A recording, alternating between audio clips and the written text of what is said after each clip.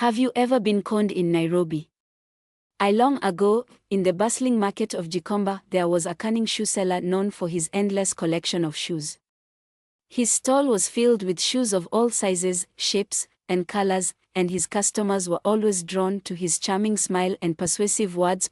One day, a young man named Kibit came to Gikomba to buy a new pair of shoes. His old ones were worn out from long journeys to the city. He approached the shoe seller's stall, and the seller greeted him warmly.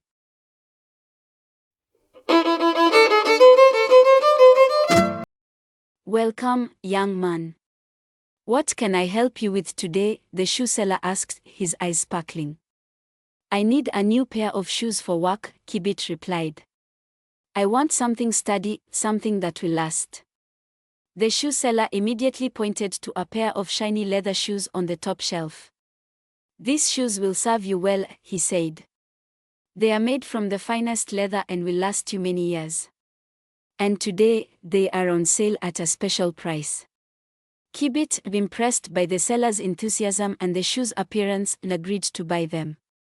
He handed over his money, and the seller quickly wrapped the shoes in a black nylon bag and handed it over.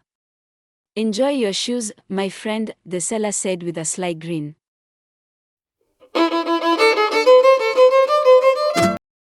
Kibit thanked him and left the stall, eager to try on his new shoes. As he walked along the busy streets of Gikomba, he noticed the black nylon bag felt unusually light. When he looked down, however, he didn't feel anything strange and continued on his way.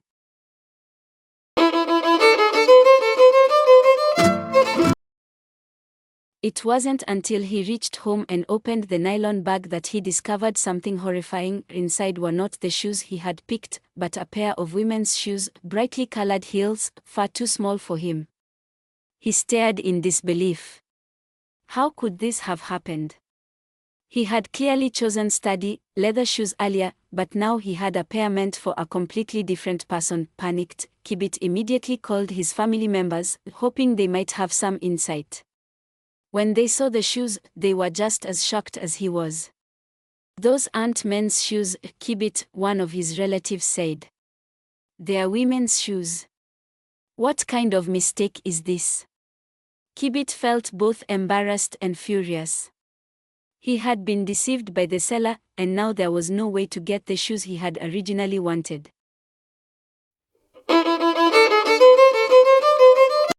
He quickly rushed back to Gikomba, determined to confront the seller and get a refund or exchange.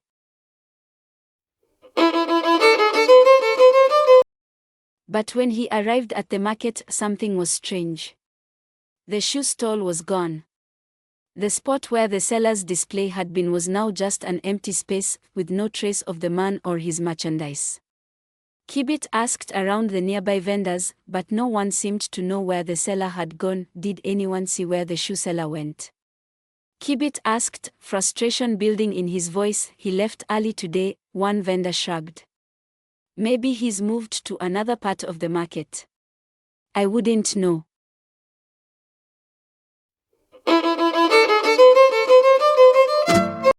Kibit walked through the market, desperately searching for the man, but it was as if he had vanished.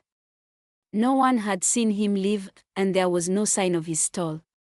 Kibit was left standing in the middle of the busy market, holding a pair of women's shoes in his hands. After hours of searching, Kibit realized that the seller had probably vacated the area without a trace.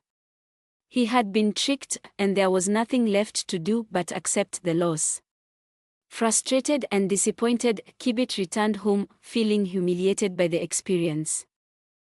That night, as Kibit sat down to reflect on the day's events, his older cousin, who had lived in Nairobi for many years, came over. She had noticed Kibit's frustration and sat with him to talk. "Kibit, I know you're upset about the shoes, but this is a valuable lesson for living in Nairobi," she began. "In this city, people can sometimes try to take advantage of newcomers or those who are not familiar with the way things work here. You have to be careful with your money and always trust your instincts. Nairobi is full of opportunities, but you need to be sharp and aware. Don't let the city's fast pace trick you into making hasty decisions. Learn to take your time, research, and ask around before you buy anything. Kibet listened attentively, realizing that his experience with the shoe seller was only a small piece of the larger puzzle of living in Nairobi. He had come to the city with high hopes but had been caught off guard by the hustle and bustle. Now, he understood that to thrive in the city, he had to be cautious, patient, and wise in his choices.